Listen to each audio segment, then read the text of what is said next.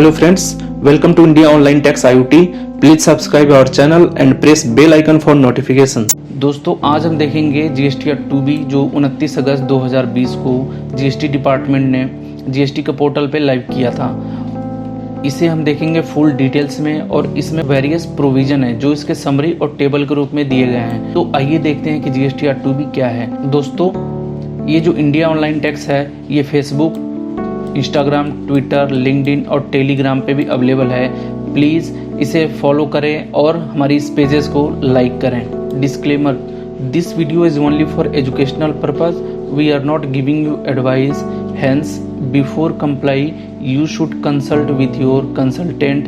If any loss brought to you, then we are not liable for your loss.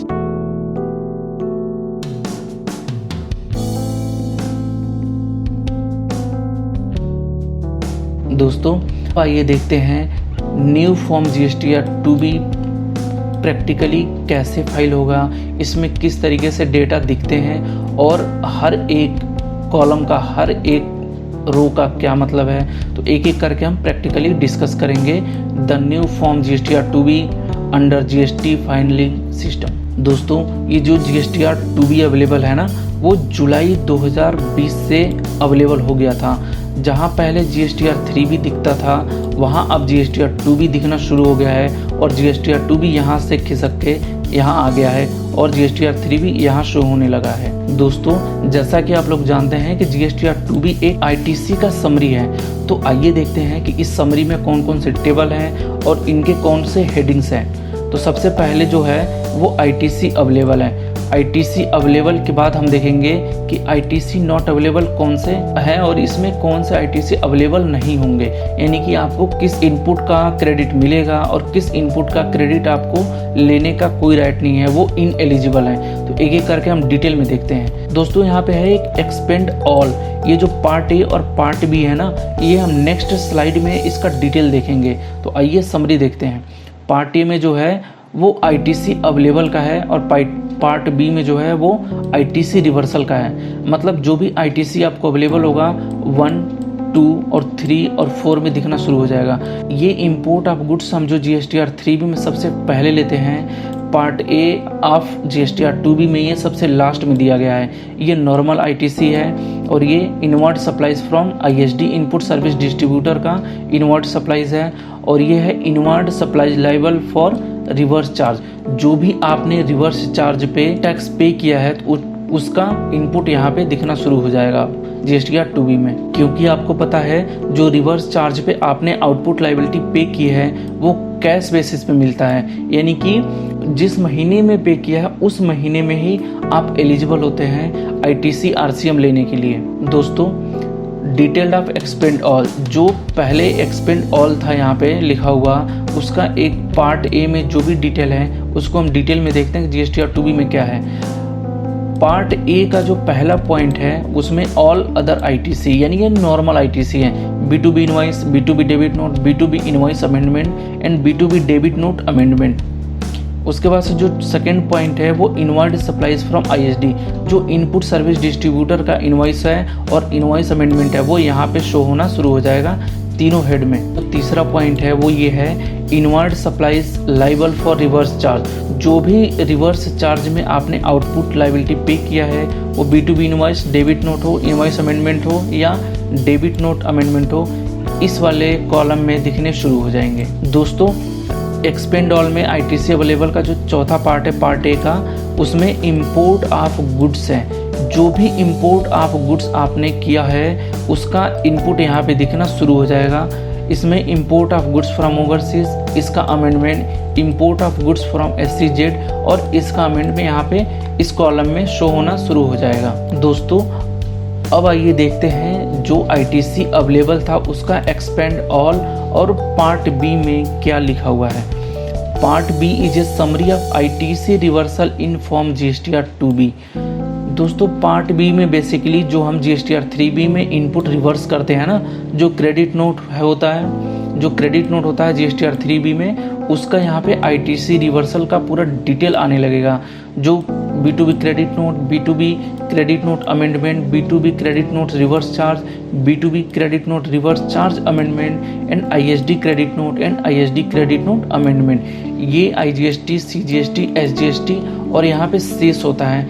इसके column wise ये दिखना शुरू हो जाएगा जुलाई 20 ऑनवर्ड्स। दोस्तों यहाँ पे ना एक स्पेशल नोट लिखा हुआ है। स्पेशल नोट में लिखा हुआ है कि reverse charge credit on import of services is not a part of this statement and will be continued to be entered by tax payer in table 482 of form GSTR 3B।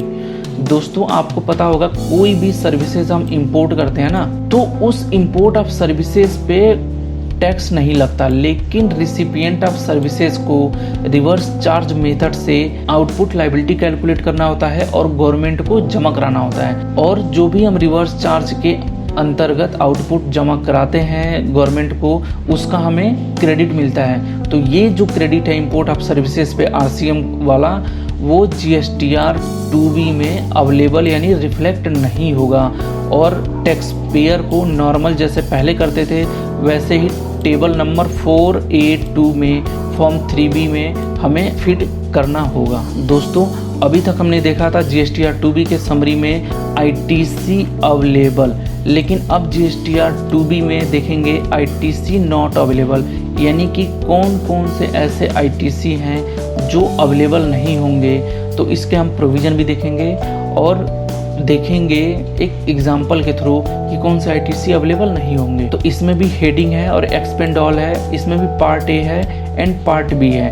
Part A में all other ITC, inward supplies और inward supplies liable for reverse charge, इसमें भी तीनों है। बस import of goods इसमें नहीं है, क्योंकि इंपोर्ट ऑफ कोई भी गुड्स आप करेंगे तो ITC जो है वो अवेलेबल होता है। और पार्ट बी में है अदर। दोस्तों ITC नॉट अवेलेबल का हम यहाँ पे प्रोविजन देखेंगे। दोस्तों ये जब GSTR 2B आया था ना, तो वहीं पे एक एडवाइजरी लिखा हुआ है। तो एडवाइजरी में ना 2 सिनेरियो दिया हुआ है कि ITC not available in scenario 1 और अगला जो स्लाइड है वो सिनेरियो 2 वाला है। तो इन दोनों सिनेरियो में जो भी केसेस बनेंगे उस हिसाब से as per GST law ITC आपको नहीं मिलेगा, इनपुट टैक्स क्रेडिट आपको नहीं मिलेगा। पहला सिनेरियो है इनवॉइस और debit note for supply of goods और services or both where the recipient is not entitled to input tax credit as per the provision of subsection 4 of section 16 of CGST Act 2017। दोस्तों invoice हो या debit note हो, supply of goods के लिए या services के लिए या दोनों के लिए, जहां रिसिपिएंट इंटाइटल नहीं होगा इनपुट टैक्स क्रेडिट लेने के लिए as per provision 16(4) of CGST act. आइए देखते हैं जो सेक्शन 16(4) है वो क्या है। A registered person shall not be entitled to take input tax credit in respect of any invoice और debit note for supply of goods और सर्विसेज और both after the due date of furnishing of return under section 39 for the month of September following the end of financial year to which such invoice or invoice relating to such debit note pertains or furnishing of the relevant annual return whichever is earlier। दोस्तों अगर जो suppose करिए कि आपका जो financial year close हो रहा है वो 31 मार्च 2020 को हो रहा है और आपके पास इस डेट तक कोई भी इनपुट टैक्स क्रेडिट है जो आपने नहीं लिया हुआ है, तो उसे 30/9/2020 तक आपको अवेल कर लेना है। यानी कि फाइनेंशियल ईयर क्लोज होने के 6 महीने के अंदर, यानी with in 6 month from the end of financial year आपको क्रेडिट अवेल कर लेना है। जैसे ये 30/9/2020 लैप्स कर जाएगा आपको ITC अवेलेबल नहीं होगा। दोस्तों आइए देखते हैं सिनेरियो 2 ITC नॉट अवेलेबल का। किस केस में ITC नहीं मिलेगा? इनवॉइस और debit note where the supplier and place of supply are in the same state while recipient is in another state. अगर जो आपका GST नंबर यानी आप सप्लायर हो और जिसको आपको सप्लाई करना है गुड्स, वो सेम उसका प्लेस ऑफ सप्लाई दोनों सेम स्टेट में हो, लेकिन जो रजिस्टर्ड पर्सन है वो किसी और स्टेट में है तो भी आपको ITC नहीं मिलेगा। आइए इसे एक एग्जांपल के थ्रू देखते हैं। सपोज करिए दिल्ली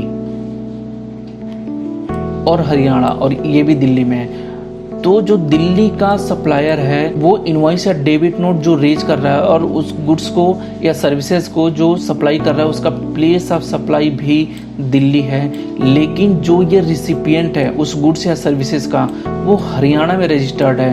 तो इस case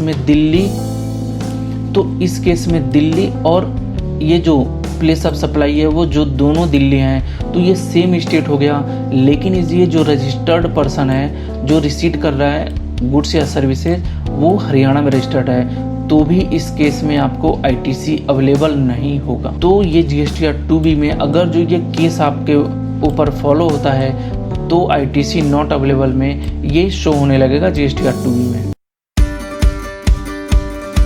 Friends, thank you very much for watching this video. Please like, share and comment.